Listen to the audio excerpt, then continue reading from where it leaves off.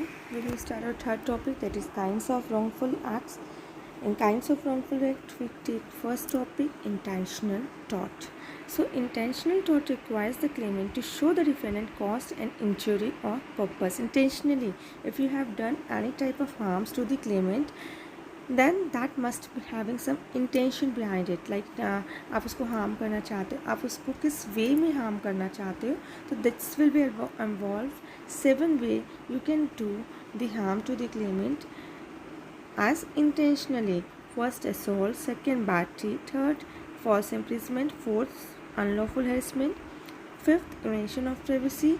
Then trespass. Then seventh आपके trespass of castle. Means ये सब आपके वे हैं. Then this way you can harm that claimant intentionally. First, battery और assault. The intentional tort of battery occurs when the defendant caused touching of the claimant. Means battery में आपने body को touch कर दिया Clement के, and that like आपने उसको push कर दिया, that will be a battery. Assault when you hurt that person mentally.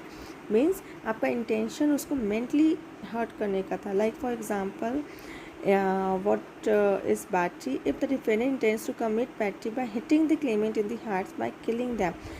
आपने सिर में उसके मार दिया, कुछ ऐसा मारा कि जिससे आपको लगता था कि उसकी डेथ हो जाएगी, तो that will be a battery. आपने बॉडी को टच कर दिया तो वो बैटरी है.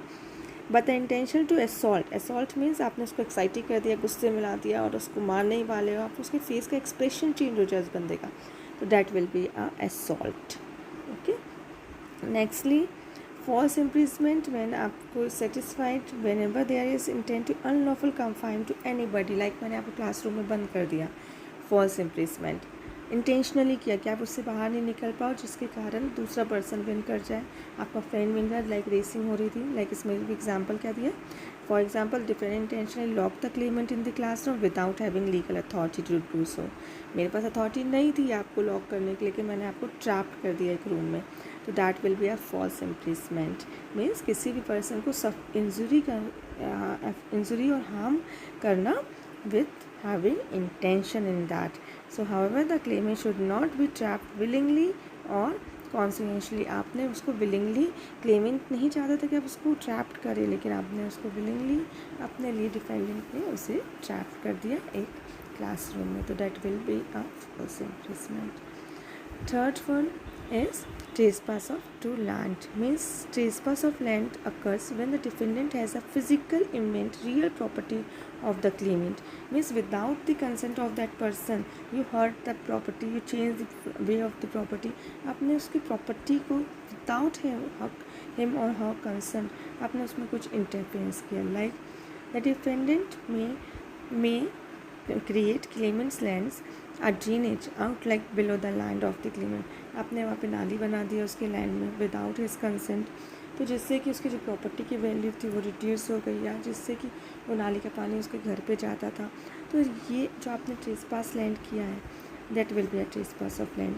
Here the trespass of castle means similarly the above examples I have given, but इसमें आपके मूवेबल थिंग होगा, लैंड में आपकी इमूवेबल थिंग होगा. उसमें आपने लैंड को हार्म किया था, इसमें आपने लाइक आपको एक कार थी, कार खड़ी पार्क थी, आपने उसमें पेंट कर दिया, उसमें डैमेज कर दिया. तो मूवेबल थिंग्स में आपने किया था, आपने क्या किया, trespass of to catchers. Okay. Intentionally किया कि उसको आप चेंज कर दिया. Conversion by the words it is clear related to the taught.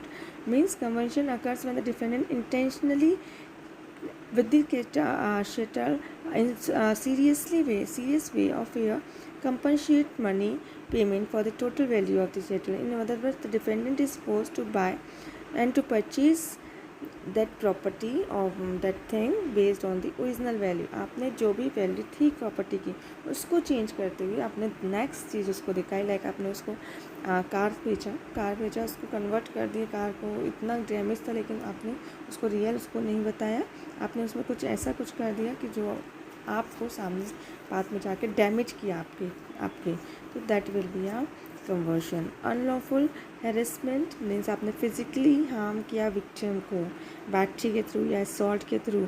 Like आपने ऐसा कुछ बता दिया डिफेंडेंट को इंटेंशनली कि ताकि उसका ब्रेन हैमरेज हो जाए और वो बीमार पड़ जाए, तो that will B unlawful harassment किया, आपने उसका हेरेस किया है ना. मीन्स आपने like phone call, blank phone call करना, फॉर अनवांटेड मैसेज करना, लाइक आपको कुछ भी ऐसे वॉयलेंस क्रिएट करना जिससे कि वो सामने वाला बंदा डर में आ जाए। आपका इंटेंशन था कि वो इतना ज़्यादा उसको हो जाए, सीरियस हो जाए कि वो बीमारी हो जाए, तो that is unlawful harassment. Invasion of privacy means tort law with respect to invasion of privacy has a distinct identity. It is still underdeveloped. Means आपने किसी की विदाउट परमिशन आपने उसकी फ़ोटोग्राफ ले ली, विदाउट उसके कंसेंट के आपने कुछ उसके साथ फैमिली मेम्बर के कंसेंट के बिना आपने उसको कोई प्रॉब्लम क्रिएट कर दी, आपने उसकी प्राइवेसी को हर्ट किया।